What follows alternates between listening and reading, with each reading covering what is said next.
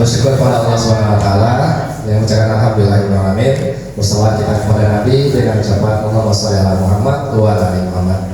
Yang saya hormati Bapak Kepala Sekolah, Bapak Wakil Guru, Bapak Ibu Kesarana dan kita semua yang hadir pada hari ini, saya izin untuk menyampaikan rancangan tindakan untuk aksi nyata pada modul 1.4 sebagai proses pembelajaran saya di calon guru penggerak, di mana pada modul 1.4 ini saya belajar tentang budaya positif. Bagaimana kita membangun budaya positif di kelas yang kita ampuh. Baik, sebelum kita mulai, saya izin ice breaking dulu sebentar. Bapak Ibu boleh berdiri sebentar. Kita ice breaking sebentar. Ya, Bapak Ibu perhatikan saya. Ketika saya menyampaikan atau menyebutkan kata botak, Bapak Ibu pegang kepala. Mohon maaf Pak ya, saya menyebutkan kata botak, Bapak Ibu pegang kepala. Bisa coba, botak, botak. Ketika saya bilang batuk, Bapak Ibu pegang mulut.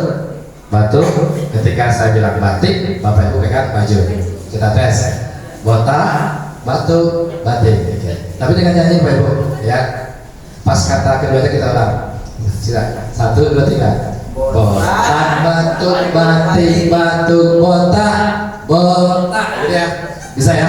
Tapi agak-agak. Kita mulai. 1, 2, 3. Botak, batuk, batik, batuk, botak, botak. Batuk, batik, batuk, botak, batuk, batik, batik. Coba. Botak, batuk, batik, batik, batuk, botak, botak, batuk, batik, batuk, botak, botak. Oke, sebentar. Nah, silakan duduk kembali ya.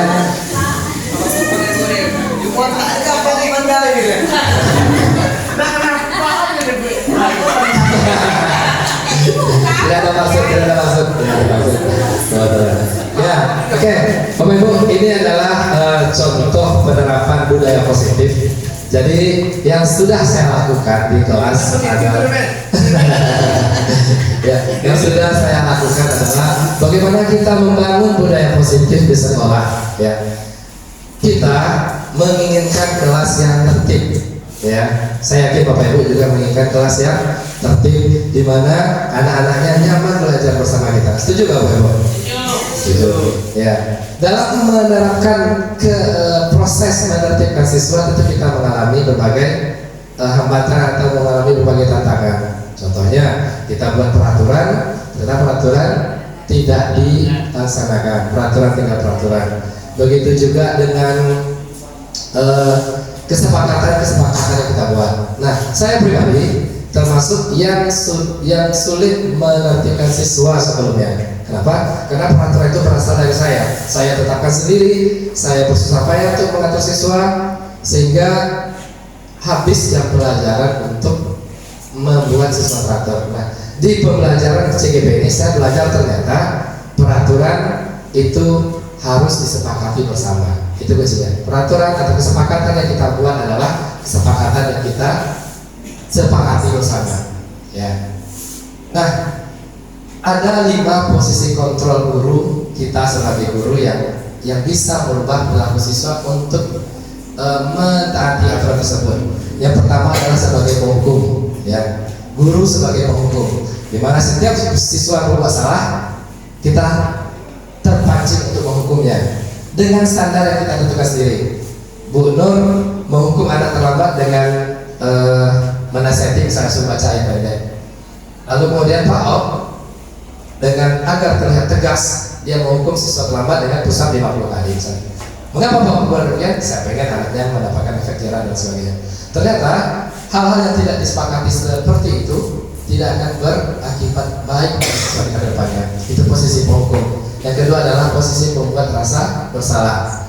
Nah, ini juga tidak baik-baik. Kita mungkin dalam pelaksanaan mendisiplinkan siswa, kita berharap siswa tersebut disiplin, tapi kita buat perasaannya gara-gara kamu terlambat, Bapak pikir hari ini, Bapak nanti akan marah sama sekolah gara-gara kamu. Contohnya, jadi semua merasa bersalah terhadap apa yang sudah kita lakukan. Hal ini kalau kita lakukan terus-menerus juga ke depannya tidak akan baik untuk perkembangan anak kita. Yang kedua, yang ketiga, posisi kontrol kita sebagai guru adalah sebagai pemantau. Nah, pemantau ini juga sudah pernah saya lakukan. Kamu di jam pelajaran saya, kita udah sepakat nih 5 menit terlambat kamu nggak boleh masuk, ya. Itu contoh yang saya buat di kelas. Atau 5 menit kamu terlambat, saya suruh pusat tanpa saya ketahui kenapa itu terlambat, apa sih faktor penyebabnya, itu sebagai pemantau. Jadi ternyata kalau ini kita teruskan seperti itu, kedepannya juga tidak akan baik, ya. Kita posisi sebagai pemantau, kita juga capek jadinya setiap kali masuk, ya. Kalau dengan saya kemarin 50 pusat, misalnya 20 pusat, jadi kita butuh waktu untuk memantau agar itu tetap konsisten dan komitmen kita lakukan. Dan yang keempat adalah guru sebagai teman, posisi guru sebagai teman. Apa contohnya? Contohnya Bu Nesa tidak membawa buku catatan, ya. Ini bisa sebenarnya Bu Nesa tidak membawa buku catatan, tapi di kelas saya, ya nggak apa-apa Bu Nesa, nggak apa-apa Nesa nggak bawa buku catatan, nggak apa itu sama Bapak, ya. Kita berusaha membuat kita sebagai teman siswa, ya. Apa buruknya? Mungkin baiknya Bu Nesa aman dengan saya belajarnya, Bapak tidak marah, atau mungkin simpul segan, ke depannya mungkin saya bawa buku. Tapi ketika saya nggak ada, Bu Nesa mungkin akan mengalami sesuatu yang kurang, ya. Dia merasa tidak ada temannya di sini. Di pelajaran lain kalau dia terlambat membawa buku, kok dimarahin saya sama Pak Aris tidak, misalnya, karena ketidaksamaan kesepakatan tadi. Dan yang paling tepat yang bisa kita lakukan adalah posisi kontrol sebagai manajer. Posisi kontrol sebagai manajer ini adalah bagaimana kita menimbulkan kesadaran kepada siswa untuk bisa berbuat lebih baik untuk menjadi pribadi yang lebih disiplin. Kita tumbuhkan, kita tanamkan kesadaran itu dalam dirinya. Apa yang sudah saya lakukan? Pertama, seperti yang saya sampaikan tadi, kita harus membangun kesepakatan bersama. Ini adalah contoh yang saya pernah buat di kelas 10 TBSMA. Kemarin saya sampaikan dengan teman 10 TBSMB. Ini adalah contoh kesepakatan kami di kelas 10 TBSMA karena saya mengajar sejarah Indonesia. Saya meminta kepada siswa kelas seperti apa yang kalian inginkan.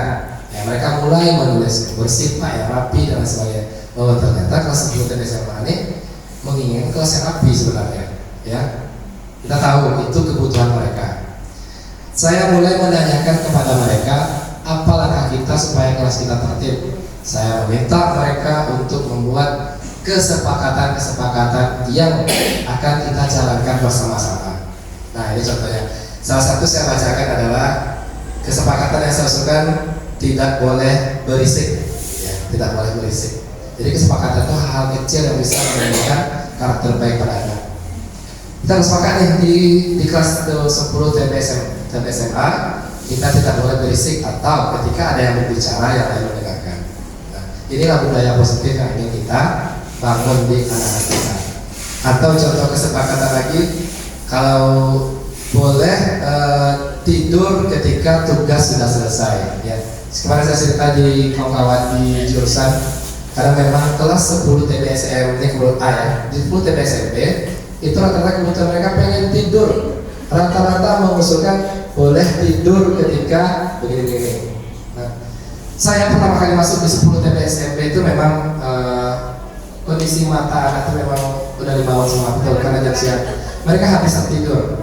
Ya. Jadi kalau setelah kita mulai kesepakatan, kamu nanti boleh tidur ketika tugas kamu selesai. Dan sudah pernah kami cobakan, ternyata waktu 2 JP itu kalau tugasnya dilakukan secara standar, kecepatan standar, tinggal 5 menit waktu lagi. Ya bagaimana dia mau tidur 5 menit kan? Tapi kalau anak yang cepat kerjanya, kalau memang dia 15 menit tugasnya selesai, ya memang tidak saya tegur ketika dia sudah tidur atau istirahat sebentar. Kalau kita sepakat menimbulkan budaya positif seperti itu, idealnya harapannya ke depan kelas yang kita ampu adalah kelas anak-anak yang akan memiliki karakter, yang memang memiliki komitmen untuk bersepakat terhadap hal yang sudah mereka utarakan. Itu harapannya. Jadi budaya positif ini bisa kita mulai dari dalam kelas kita. Nanti ke depannya kalau kita sepakat, hal-hal baik ini akan mulai menjalar ke kelas-kelas lain dan akan menjadi karakter di sekolah kita. Mungkin itu, maaf saya agak buru-buru, saya takut mengganggu waktu Bapak Ibu lebih lama, karena memang sudah saya lakukan yang kemarin di TKJ dengan rekan sejauh, cuman kondisi video tidak bagus gitu kan, jadi saya ulang lagi di sini. Ya, Mudah-mudahan apa yang saya sampaikan pada hari ini, walaupun sedikit, saya dalam proses belajar, ya, saya dalam proses belajar tidak lebih hebat daripada Bapak Ibu. Saya berulang kali teman-teman dengan mengikuti CGP ini, saya sadar bahwa ilmu saya malah tidak ada apa-apanya. Ternyata yang perlu ditinggikan itu bukan hati ternyata, dia adalah harga diri kita. Yang direndahkan itu adalah hati. Ya, jadi saya belajar untuk berbagi dengan Bapak Ibu. Ternyata inilah hal yang saya lakukan. Bukan berarti yang terbaik. Saya yakin Bapak Ibu bisa membuat yang lebih baik daripada apa yang saya buat. Harapan saya, mari sama-sama kita didik anak-anak kita timbulkan budaya positif. Karena kita tahu makin kesini karakter anak-anak kita makin mengkhawatirkan. Nah, inilah yang akan kita tamatkan atau kita lepas nanti ke masyarakat. Ya. Anak-anak kita sudah mulai berkurang karakternya. Jadi harapan saya ketika orang tua sudah menitipkan anaknya di sini, mudah-mudahan ada perubahan pada karakter. Nanti akan timbul nilai-nilai kebajikan. Saya berpesan kepada anak-anak, ini yang namanya nilai kebajikan dimanapun akan berlaku, ya, akan berlaku dimanapun kalian berada nanti. Walaupun kalian belajar sekarang, apa hubungannya Pak kalau kami panjang rambut, kan ada hubungannya dengan pelajar kami seperti itu. Tapi yang diajarkan kepada kalian bagaimana mematuhi peraturan. Itulah disiplin tadi. Mungkin itu Bapak Ibu. Ada pertanyaan? Saya rasa cukup ya. Ada pertanyaan? Boleh setengah satu atau dua pertanyaan. Saya ingin berlama-lama, saya ingin sekali berbagi dengan Bapak Ibu, ingin sekali diskusi. Karena saking kawasannya orang hebat semua, banyak yang bisa saya pelajari dari Bapak Ibu. Nah, dari 5 yang Bapak sampaikan tadi itu, mana yang menurut Bapak yang harus kami lakukan? 5 posisi kontrol. Ya, ya, itu jawab saya balik. Kalau saya tanya balik pada Pak sedang menjalankan posisi yang mana sekarang ini? Kira-kira kalau ada, itu kan 5 posisi kontrol itu teori yang sudah dipelajari oleh para ahli pendidikan, ya, bukan asal-asalan orang-orang. Dikira Pak yang mana? Kalau saya yang satu, punishment itu Hukum, ya. bukan sekarang. Anak yang terlambat yang tidak bisa saya toleransi, saya beri punishment. Iya. Kadang-kadang, walaupun kadang-kadang saya tanya alasan mereka kenapa mereka melakukan itu, kenapa mereka terlambat. Yang kedua, saya agak lebih cenderung ke jadi teman saya. Teman ya. Saya jarang minta buat PR, saya jarang ngasih catatan. Iya, iya. Jadi guru yang menyenangkan ya. Jadi guru yang menyenangkan itu. Ya, Ya, sama Pak. oh ya, saya Pak. Tadi mungkin setiap kita ini beda prinsipnya. Jadi artinya mereka belajar ini sejak anak itu sekarang kita permasalahannya kita mencari solusi. Contoh anak terlambat tadi. Kenapa anak terlambat? Selama ini kita menjudge anak ini adalah terlambat bangun tidur, menolong orang tua. Nah inilah kita sebagai pendidik yang diminta oleh kurikulum Merdeka Belajar ini mencari akar permasalahan. Kenapa lo anak ini sering terlambat? Kenapa lo anak ini sering rambutnya keluar hari Selasa dicek warna biru, hari Kamis nanti warna merah. Nah inilah yang diminta oleh program Merdeka Belajar ini, kita mencari solusi dan mencari akar permasalahan kenapa anak ini seperti ini. Kita boleh tuntut seperti ini. Dan apa yang kita buat mungkin selama ini memang tidak ada permasalahan, tapi yang lebih halusnya kita mencari akar masalah dan solusi yang kita berikan kepada anak. Menurut kami begitu. Terima kasih. Ya, terima kasih Pak Konselor. Betul apa yang disampaikan ya. Ketika kita sudah menguasai kompetensi sebagai manajer yang istilahnya dalam mengontrol perilaku seseorang, di sanalah kita mulai belajar mencari tahu apa penyebab anak tersebut seperti itu. Ternyata ada kebutuhan dia yang tidak dipenuhi. Nah, kita sebagai guru berusaha memenuhi kebutuhan mana yang tidak. Kalau kita belajar teori kebutuhan itu ada 6 lagi teorinya, mungkin bahas nanti kesempatan lain kita bahas. Tapi ketika kita sudah belajar pada tahapan manajer, sanalah salah satu poinnya. Kita tahu akar permasalahannya bagaimana. Ya. Kita tahu akar permasalahannya sehingga kita tahu solusi apa yang dibutuhkan anak ini. Bisa jadi untuk anak A dan B dengan kasus yang sama, solusinya bisa berbeda. Ya. ketika kita sudah mengetahui akar permasalahan seperti apa. Saya berharap kita semua sudah mulai mengarah kepada posisi control manager. Ya, walaupun dalam prosesnya saya sendiri tidak mengatakan saya tidak bisa, sudah bisa tidak, belum, saya masih belajar. Ya, karena saya sepanjang yang saya pelajari ketika kita sudah bisa memposisikan diri kita sebagai manajer dalam mengontrol perilaku siswa, akan ada nilai positif yang lebih baik lagi muncul pada anak tersebut. Karena nilai kebaikan itu sudah, kesadaran itu sudah ada dalam diri mereka. Bukan mereka tidak terlambat karena takut, mereka tidak terlambat karena ingin dapat pujian dan sebagainya, tapi motivasi itu sudah timbul dari dalam dirinya. Baik Bapak Ibu, saya rasa itu saja yang ingin saya share pada kesempatan ini. Sekali lagi saya sampaikan terima kasih. Tidak ada maksud menggurui, hanya ingin berbagi. Terima kasih. Assalamualaikum warahmatullahi wabarakatuh. Waalaikumsalam. Terima kasih Pak Ibu.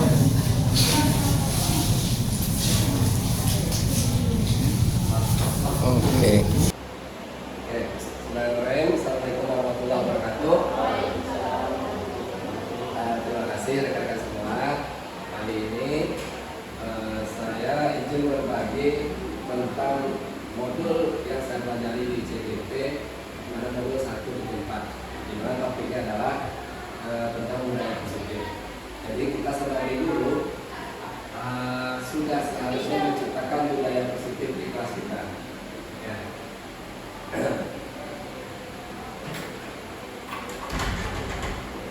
Nah, budaya positif yang dimaksud adalah bagaimana kita sebagai guru nyaman, anak-anaknya juga nyaman. Sehingga kalau rasa nyaman itu sudah ada, diharapkan PBM dapat berjalan sebagaimana mestinya. Nah, ini hal-hal yang dapat belakangi untuk judul yang saya coba angkat adalah membangun keyakinan kelas sebagai perwujudan budaya positif dalam proses pembelajaran. Nah, saya sudah melakukan beberapa hal sehingga sudah mulai mengarah kepada budaya positif di dalam kelas tersebut. Nah, sedikit ingin berbagi tentang latar belakangnya adalah budaya positif jadi sebuah harapan dan impian bagi setiap sekolah dalam membentuk warga sekolah yang memiliki karakter. Jadi kita harapkan siswa kita ini selain memiliki potensi juga memiliki karakter yang kuat. Kemudian dalam menumbuhkan atau membiasakan hal tersebut, perlu adanya kerjasama dan kolaborasi dari berbagai pihak, khususnya warga sekolah. Jadi misalnya saya mengajar di kelas A, hanya saya saja menerapkan budaya positif, sementara bapak yang mengajar di kelas A tersebut tidak menerapkan itu, tentu budaya positif itu tidak akan terbentuk. Jadi adanya kolaborasi, setidaknya kita memiliki sebuah persepsi yang sama. Nah, ini kita lihat ya. Pada langkah awal yang dilakukan oleh guru dalam membuat keyakinan kelas, siswa mematuhi aturan yang sudah ditetapkan bersama. Biasanya kita sebelum memulai pembelajaran, saya lihat juga beberapa kawan di awal pembelajaran kan membuat aturan. Nah, ini jawab dengan bapak seperti ini. Bapak ibu seperti itu nggak? Ya, rata-rata kita seperti itu ya. Nah, selama dengan pelajaran bapak, dapat juga sunakwi. Atau dengan bapak yang bapak nilai adalah kajian kalian untuk penting. Dengan bapak yang bapak nilai adalah kerapian kalian, hasil kalian. Ada pernah juga seperti itu? Ada ya, sangat ada. Dan kalau boleh kita refleksi, berjalan nggak kira-kira kesepakatan itu? Sudah berjalan. Ya, sudah berjalan. Boleh, boleh. Kira-kira yang membuat tidak berjalan apa kira-kira? Karena kita lupa yang itu, karena kita lupa kan? Iya. Kalau itu karena anak-anaknya kan, makanya aku punya lupa. Oke, dan ketika berjalan itu anak-anak terpaksa atau dengan kesadaran sendiri nggak berjalannya kira-kira? Banyak terpaksa. Masih Karena ada. depan kita dia kadang memang masuk dia bayar, nanti kita siap, tapi setelah jalan kita bayar ya bayar kebiasaan namanya. Nah, itu karena kita mungkin membangun budaya yang mungkin sedikit berbeda ya. Dan kita seperti ini. Kalau di pertemuan berikutnya, ada berbeda ya. Nah, inilah yang bisa kita buat. Ternyata peraturan itu memang harus kita sepakati.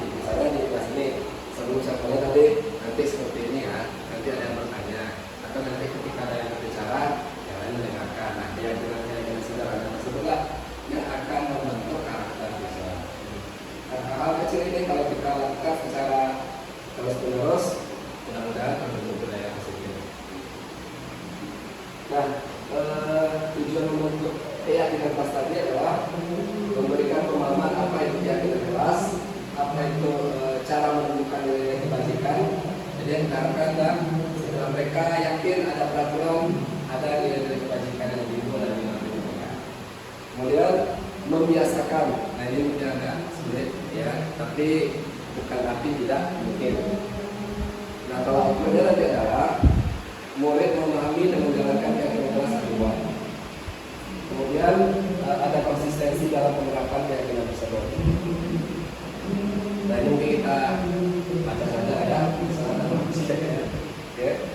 Nah bisa kita lakukan adalah koordinasi kepada kepala sekolah. Saya juga sudah menyampaikan ke kepala sekolah di kelas yang saja kita saya ini begini. Nah kita tetap harus kepala sekolah.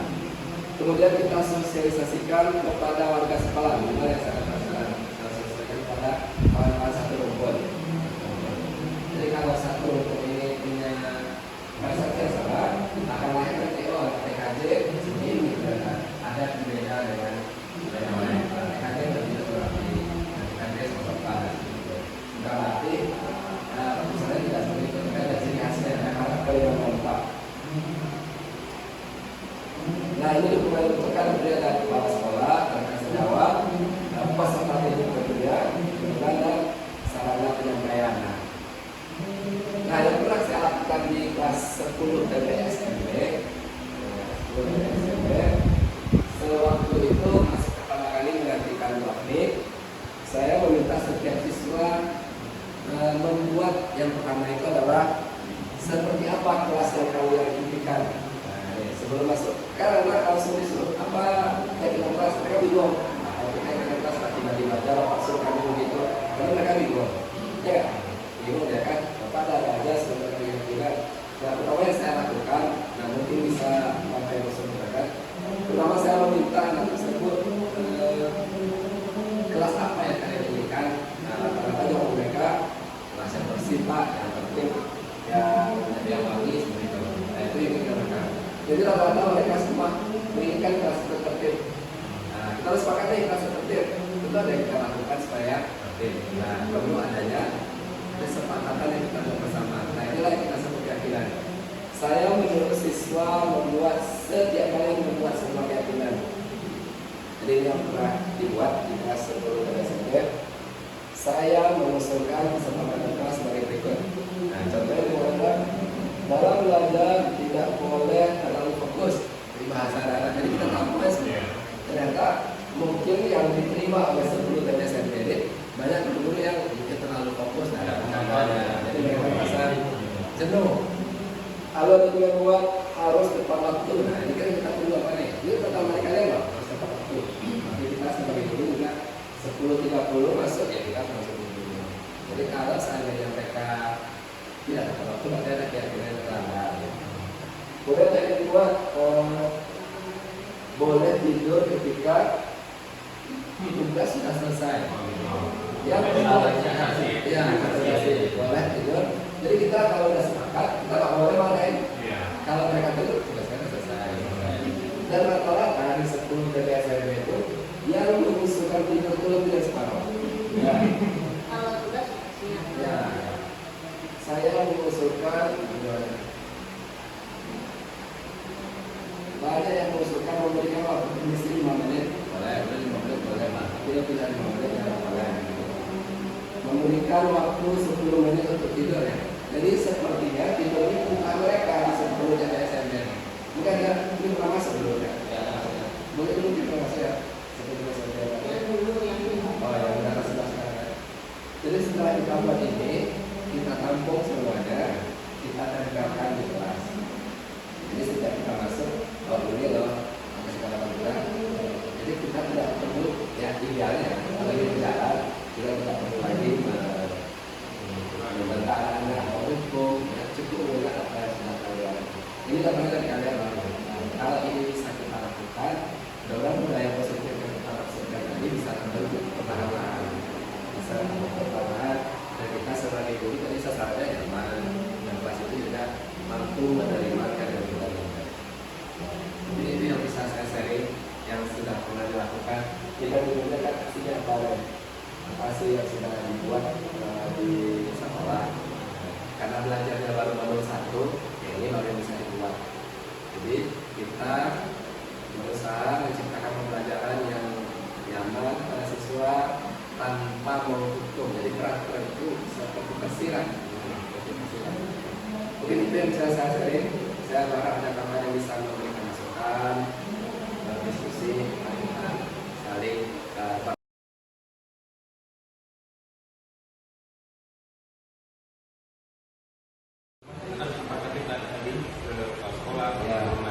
bagaimana untuk menyamakan pemikiran berbeda? Karena pemikiran Pak Agus, pemikiran saya beda. Pemikiran Pak Agus juga beda-beda. Jadi bagaimana untuk menyatukan biar oke ini pada kita ini. Nah, ya, perbedaan itu mungkin pasti ada, gitu, kan? Tapi kita kembali lagi kepada nilai-nilai kebajikan, karena semuanya mengarahnya ke kebajikan. Nah, kalau kita sudah bicara nilai kebajikan tentu sama, ada yang mengatur. Mungkin Pak Andi bisa bercontoh yang mana yang berbeda. Misalnya nggak setuju nih baik tidurnya gimana itu. Jadi kan kalau menurut Pak Agus, ini boleh. Cuma menurut yang ini kan belum tentu nih nggak bagus nih kayak gini ya. Menyamakan itu. Baik, ya bagus sekali ya.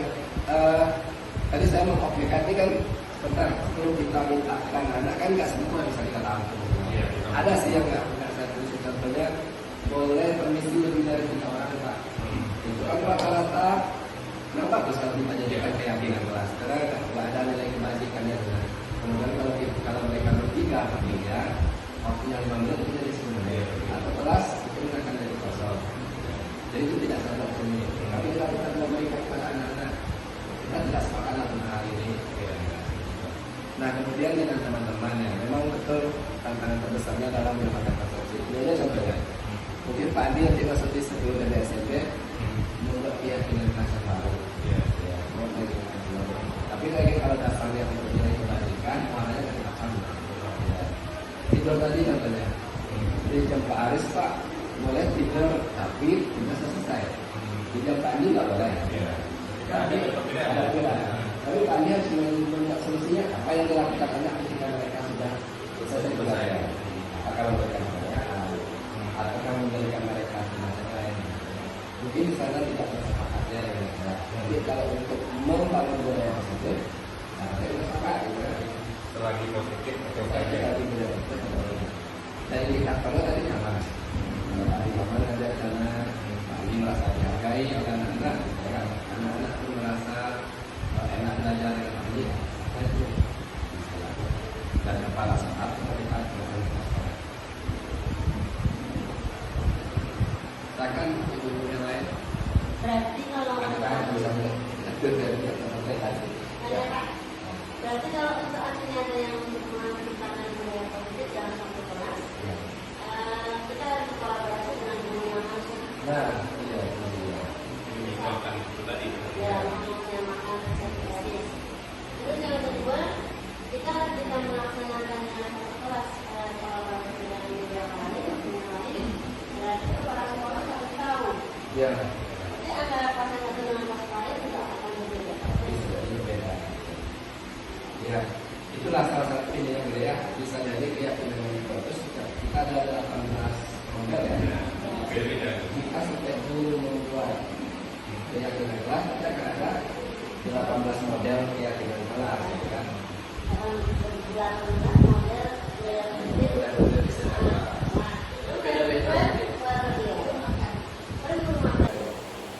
Ada yang bisa dipakai, ada yang tidak, ada yang bisa mungkin. Nah, terus ini ya,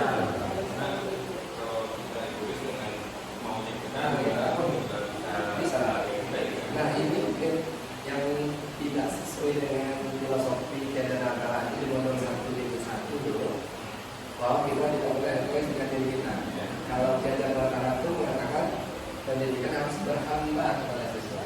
Ya, bahasanya menghambat. Tapi dalam pelaksananya kita harus menjadikan pendidikan itu, pembelajaran itu berpusat kepada murid yang belajar. Kita fasilitator sebagai positif saya, kita menuntut, tapi tetap dalam perintahnya. Sebab kalau saya berikan penguatan ini, nanti boleh ini pasti akan ambil akan menuntut, akan berwarna dan sebagainya. Lurus. Mas Fred,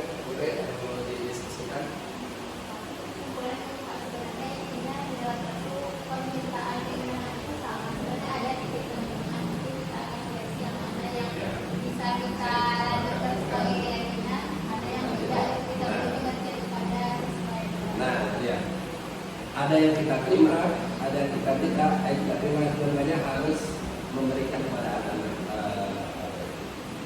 disosialisasikan kepada anak.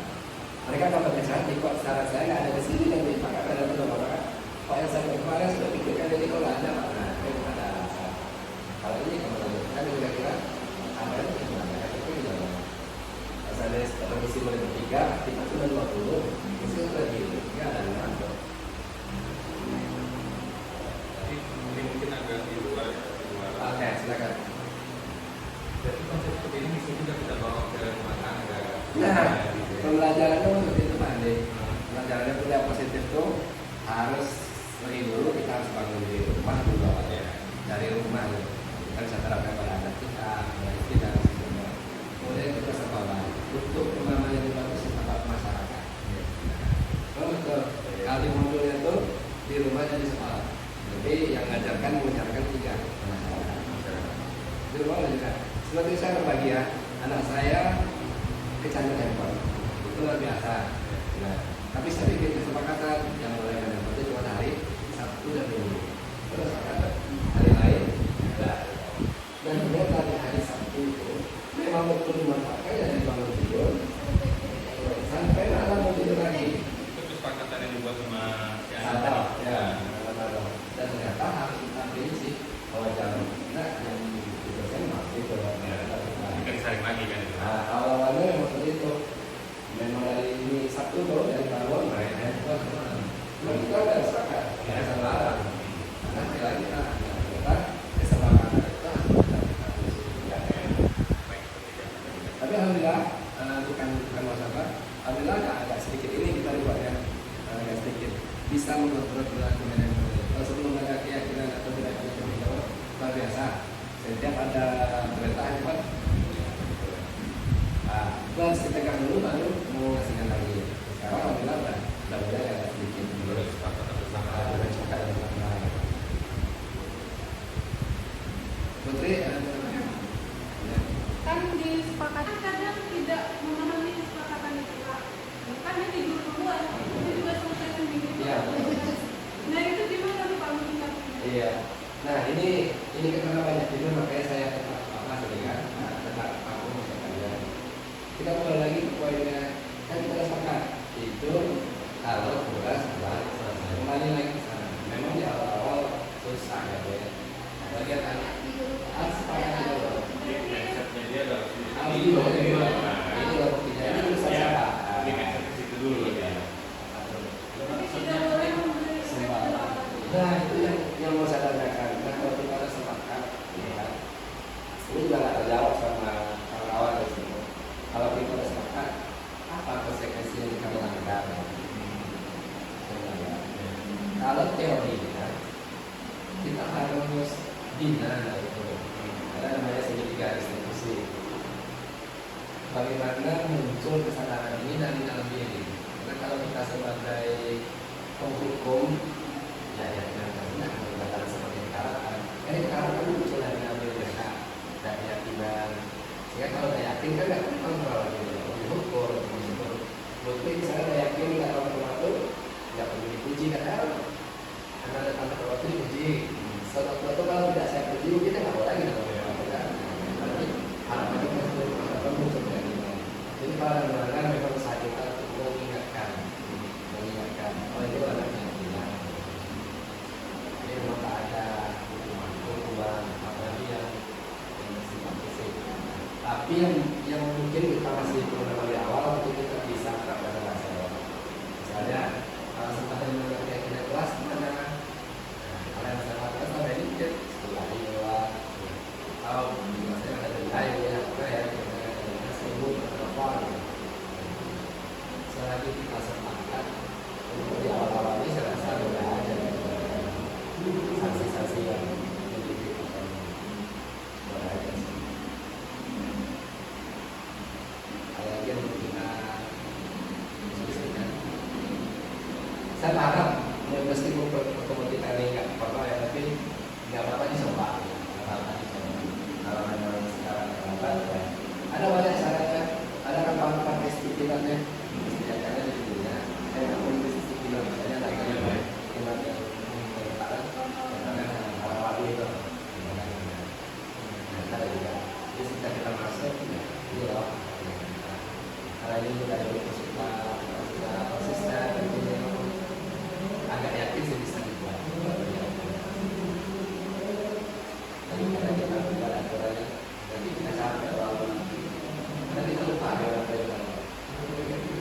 dia kalau biasa ini timbul yakin itu kan dia buat Ya, ini saya buat loh, tapi itu harusnya berbagi ini.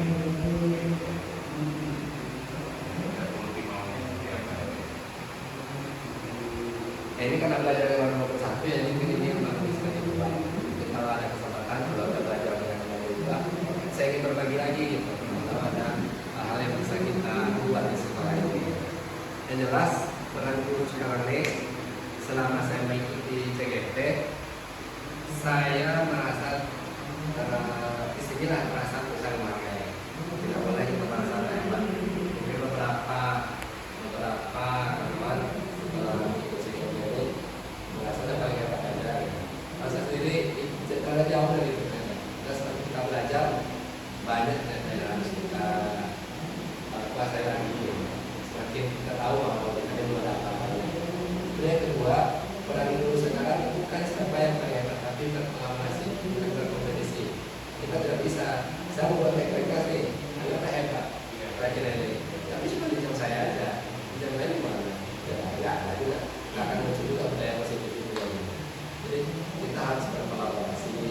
Dan kolaborasi itu cuma kemudian saya butuh untuk bekerja sama dengan Pak Guru. Tadi juga betul. Kalau kita mau bekerja sama, akan muncul anak-anak kita ini yang berbeda yang memang memiliki karakter. Kita adalah orang yang tidak mereka nanti.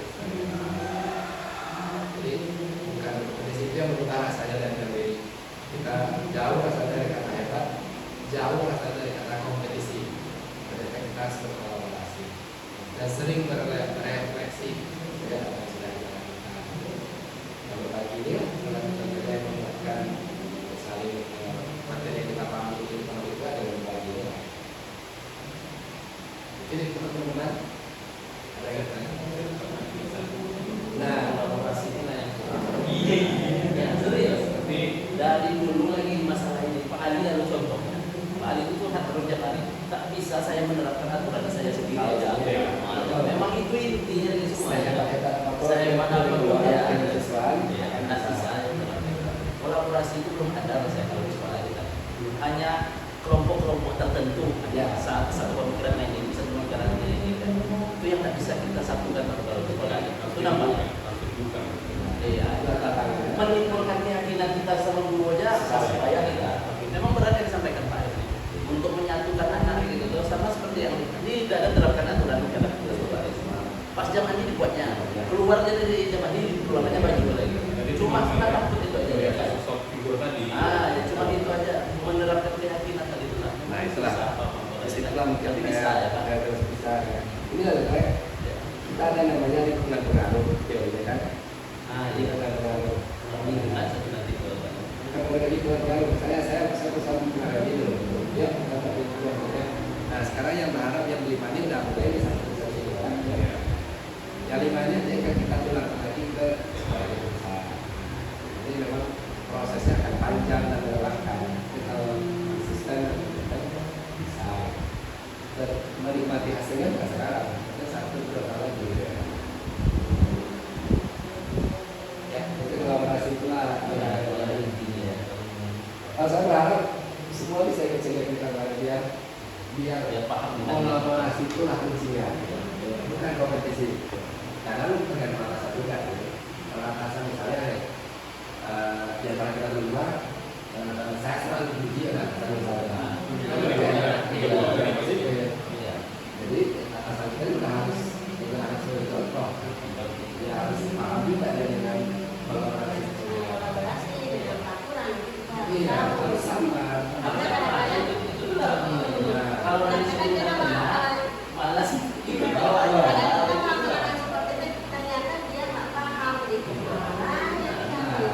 terkadang aku ada masalah juga kan. Itu yang membuat kita punya sama berkolaborasi. Ya bisa makan yang kayak gitu. Bisa kita satu lagi yang bisa kita lakukan untuk kita sebenarnya.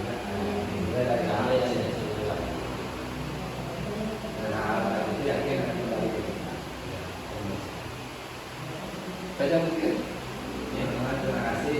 Bukan bermaksud menggurui, bukan bermaksud ingin tampil lebih tidak jelas sedikit pun ada yang berbagi. Jadi kalau ada itu juga juga dalam kolaborasi sebentar. Jadi apa yang bisa disampaikan hari ini, mohon maaf, kita akan kesalahan, terima kasih. Bisa kita bersama, saya kita semua, kepada hari kita berbagi. Nah, saya yakin kita punya potensi masing-masing. Ya. Si A ada di sini, si B ada di sini. Jadi antara si A dan si B tidak boleh saling menjatuhkan. Nah, terima kasih. Assalamualaikum warahmatullahi wabarakatuh. Ini bukan perkara